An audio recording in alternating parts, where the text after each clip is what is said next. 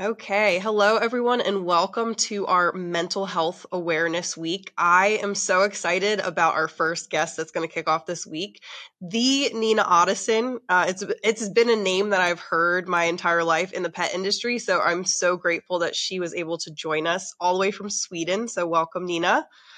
Thank you so much. I'm really glad to be with you today. Thank you so much for inviting me. Awesome. Yeah. So for those of you that maybe aren't as familiar with Nina, your background is actually in healthcare, which I thought was interesting. And so you were working in healthcare for 17 years. Then Yeah. you had two human children, a year and a half apart. And so you, at the time, had a few dogs, and you no longer had the time to activate the dogs in a way that they were used to. You did a lot of training and competing with them. You had a guilty conscience about how to activate your dogs in simple ways while you had your human children. your human children.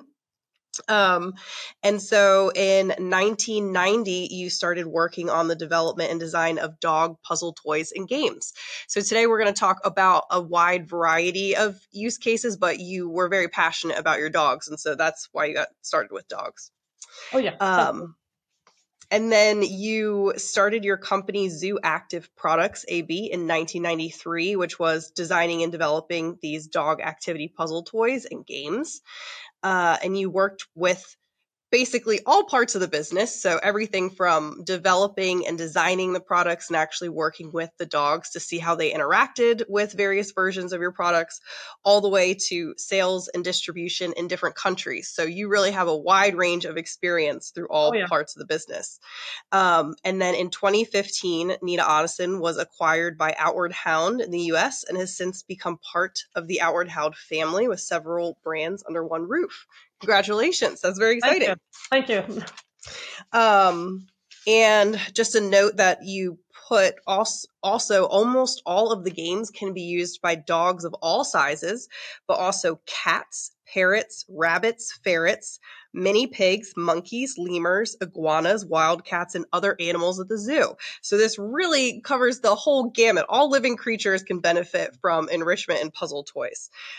So without further ado, thank you so much, Nina, for joining us. And today we're going to talk a little bit about enrichment for pets. And I think how you got started resonates so much with a lot of pet parents out there. For one reason or another, we don't have 24 hours a day to dedicate to our pets, even if we would want to. And so that was where you got started. When you were working on enrichment for your dogs, did you start to see behavior changes, or was it just that guilty conscience that was really what got you started? And the reason why I started was because I felt a little guilty, of course. But in the same time, I know dogs need to work with their brains.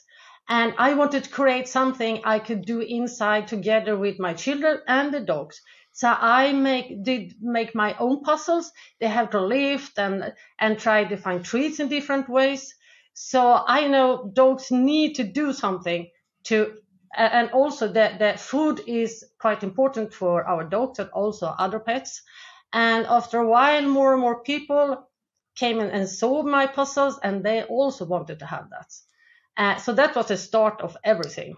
But I have always been fascinated about enrichment, how dogs act, what dogs like to do when they use their nose, their paw, their brain, their body.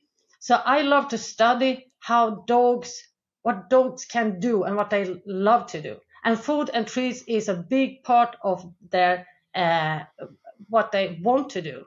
And what have inspired me from the beginning is also the animals in the wild, that they work to find food in different ways. And that is what I wanted to have for our dogs and cats as well. It's the same. It's working for treats and food in the puzzles, and also what our animals in the wild is doing. And in the wild, you can't find so much problem animals like we have if we give our dogs and cats a job, something to do. They can use their brain and their body and enrich their life. That is really important to get a healthy, happy pet. Absolutely. And I mean, that is kind of the same with physical strength and muscles. You have to use it. You have to give it stimulus. You have to kind of work it out. And so our brain can form new neural connections, and it's supposed to throughout our lifetime. That's how it's designed. Neurons, literally, if you don't use them or rarely use them, they will eventually die off.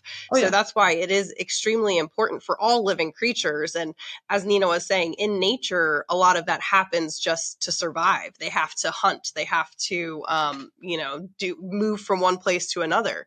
But for our pets, we're completely changing their environment. And so, like, indoor cats is a great example. If you look at the lifestyle of an indoor cat versus an outdoor cat, they're vastly different, the amount of stimulus that they experience. And so I think you're absolutely right that this is a very important part of our pets' lives, physically and mentally, for their happiness, but also for their physical health as well. Oh yeah, absolutely. And also, if you look at a dog and a cat, if they have something to do, hunting for treats or food or something, they love to do that. That is not something they want to do. I have compared some dogs and also cats. I have put a regular dog bowl, for example, and then something with hidden treats or food inside, like puzzles or something else. And mostly of the dog and cats prefer to work for their food and treats instead for having the food in a regular dog bowl. So food enrichment is really important to let the dog and cat eat in a different way every day. If you use puzzles or hiding treats and food in different ways outside, that is important because that will let the dog hunt and cat also hunt for food like our animals do in the nature.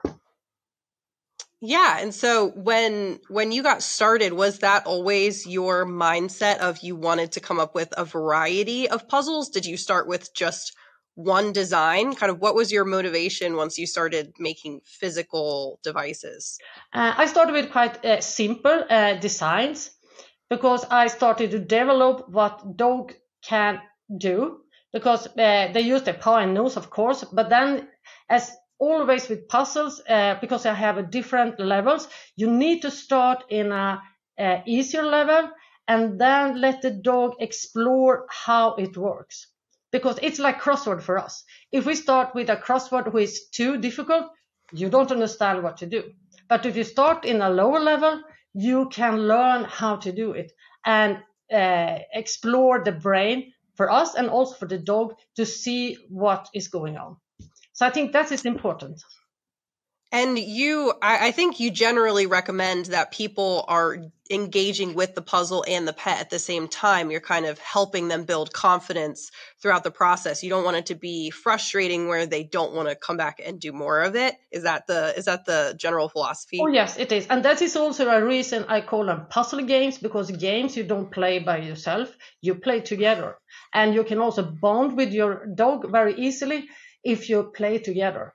And teach the dog. You will start communicate with the dog, and the dog will listening to you, and you will have a dog who will you will bond with the dog and cat better if you sit down and play together and show the dog how to do it, and avoid frustration, of course. Yeah, and there was a really good example of on your site, it talked about using it with rescue animals that maybe come off as, we assume that they're not very intelligent or not critically thinking, but in reality, they just are a little bit too scared or standoffish to try. And so the power of just giving them kind of simple steps in the beginning and helping them through it can build their confidence. And then pets that were maybe a little bit too shy to really engage with things can actually solve pretty intricate puzzles once they get a little bit of practice. Oh yeah, because a lot of people say, my dog is too stupid. But as I sit down and let the dog try it out, and after a while, and that is very common, after a while they can see how the dogs are developing and get confidence and they believe in themselves. And this is really important with rescue dog, especially as you said, because they need to develop their own confidence and also to trust for the human. So I think that is important to sit down with your rescue dog and play together. There will be a big win-win if you do that. And can you talk a little bit about maybe some of the use cases where pets have limited mobility or they're older, where physical exercise may be a little bit more challenging? Can you talk about how you could integrate some of these enrichment things in those scenarios? Oh yeah, I can start with puppies. I always say if you play together with your puppy, you will really build this that you want to reach. You want the puppy will look at you and you say, wait, sit, wait. And then you hide treats and say, be allowed. And then you will have it from the beginning, from the puppy, if you start doing that with your puppy. And also with older dogs, because older dogs, many people think he's too old, he's just sleeping, but they can be really bored. And if you do something like puzzles or problem solving in different ways, they will keep their mind fresh if you let your old dog use their brain, because the body is mostly they can't do so much, but they love to use their brain. So a lot of people forgot their old dog, but they really need it. And also when you have a dog who is been operation or something with a paw similar like that, puzzles is also great for that, because they can do that when they are rehabilitating from the sickness. So that is also an important tool to use when dogs need to recover from something.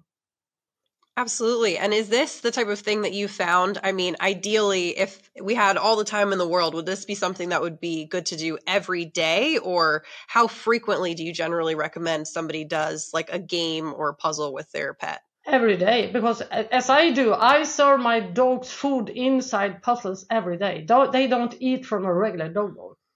I wanted all dogs to eat in different ways, and it doesn't need to be puzzles. It could be throw it out in the grass or hide inside the house, but let the dog do problem solving in different ways when they're eating. I think we should use the time when the dog is eating for problem solving. That's, I think, you can do every day, because we as human, we also need to use our brain every day. Dogs need that really. So I think we should use the dinner time to let the dog work.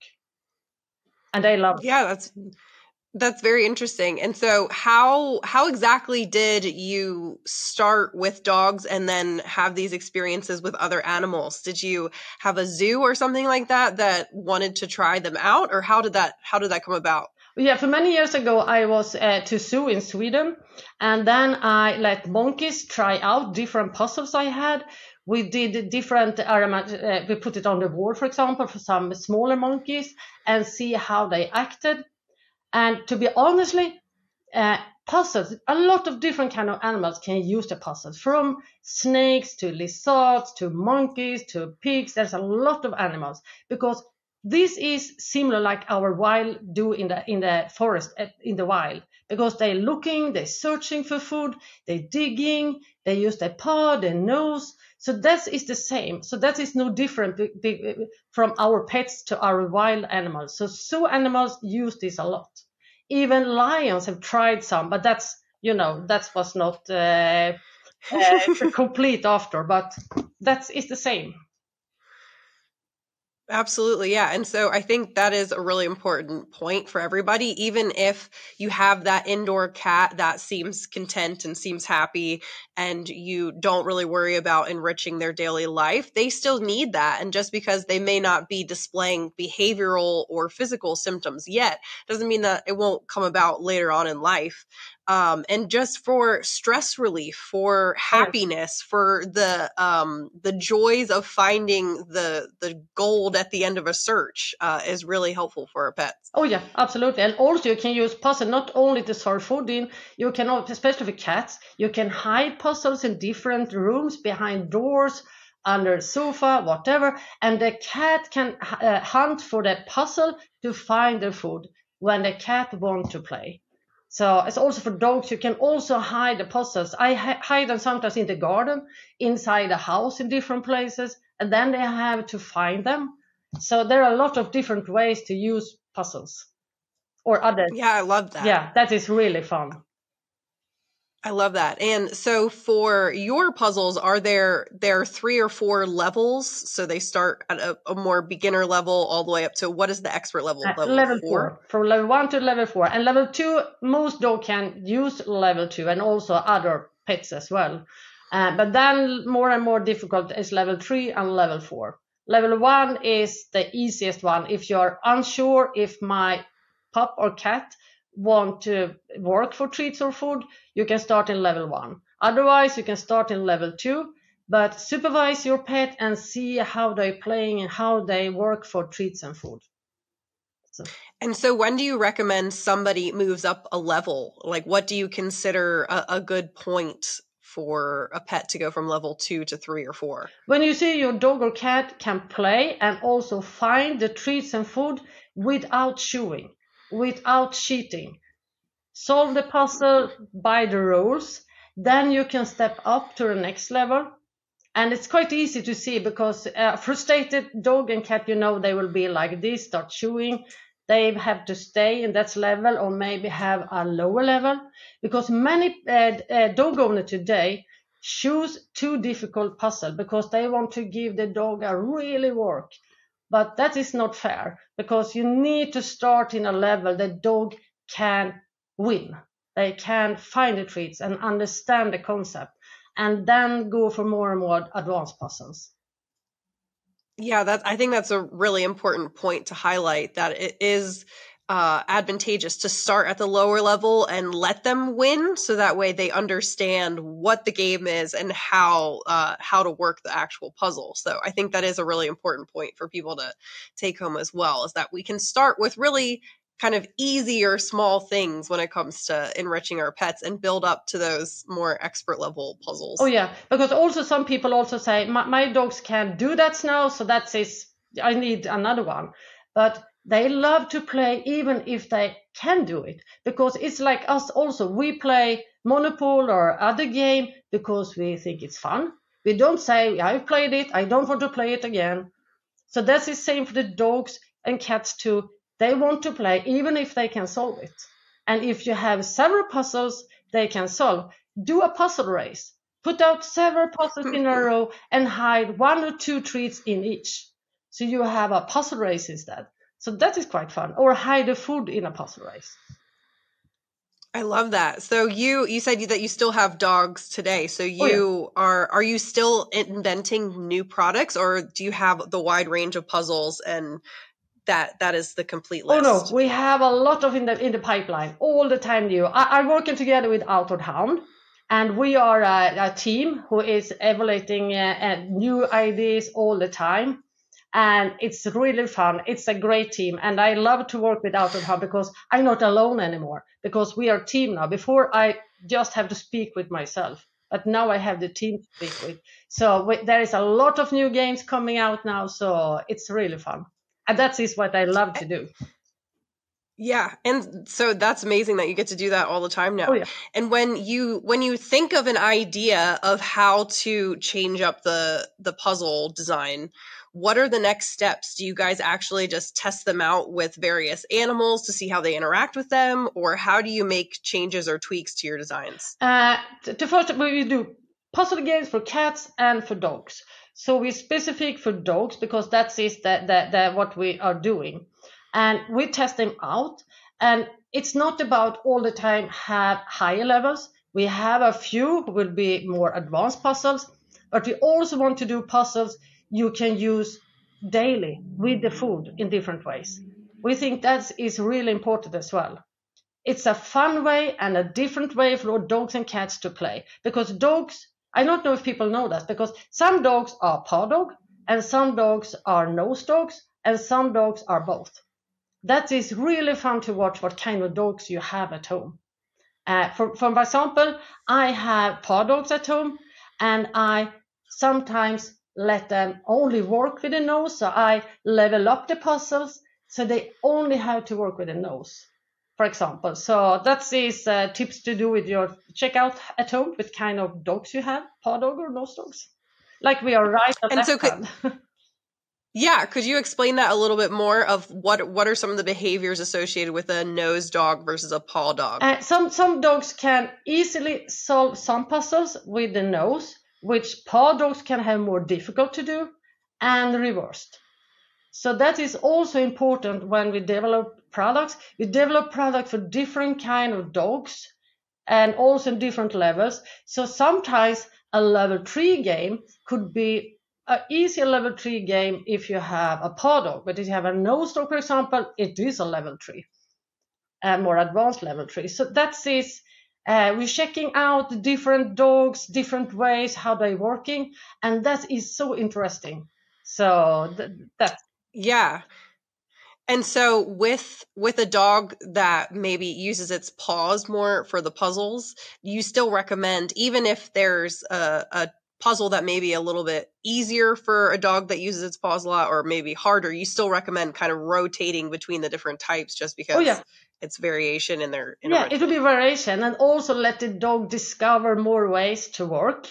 And also important at the same time to play together with the dog and help the dog. But some dogs with only paw dog can learn to use nose more and reversed. So that is really interesting to watch. So yeah, I recommend people to check out what kind of dogs you have at home. And some work with both. So I love that. And so do you know how many different puzzle designs are available now? I think we have around 25, I think. I'm not really sure exactly. We had a lot, but we some new sometimes and some older go out, and then we do new of older designs. So it's all the time new puzzles in the pipeline, both for cat and dog. I love that. Yeah, I love how you guys are always changing it up so that way you can really cater to a variety of pets out there because, as you said, they're all unique and they're all going to need or benefit from different things. So that makes perfect sense. Oh, yeah, absolutely. And at the same time, also, it should be easy for us to use puzzles. That is the key also for people to do this. Otherwise, it could be complicated sometimes to do enrichment in different ways, but that is an easy way to let the dog be enriched with food and treats. Awesome. I love that. So Nina, this has been amazing. I really appreciate your time today. Is there anything else that you think is important for our audience to know on the topic of enrichment for pets that we didn't touch today? No, I think we touched that mostly, but I think as always, you need to let the dog discover what they love mostly. Some dogs love treats and food. Some dogs like toys. Some dogs like to use their nose for hunting. Some dogs like to run. It's about to understand what the dog enjoy mostly. Because enrichment is the dog has to use their natural behaviors in different ways. And all dogs are different. So find out what your dog loves to do and find an easy way to enrich their life. And cats. Absolutely. Absolutely. Well said. And making it a positive experience for all parties, both you and your pet. Absolutely. Absolutely. Well, thank you so much, Nina. We will definitely have to have you back when Dr. Judy's back because this was amazing. And I know that there's so much more that we could have talked about. Absolutely. But thank you so much for your time. Thank you for having me there. Thank you. Enjoy the day. Bye-bye.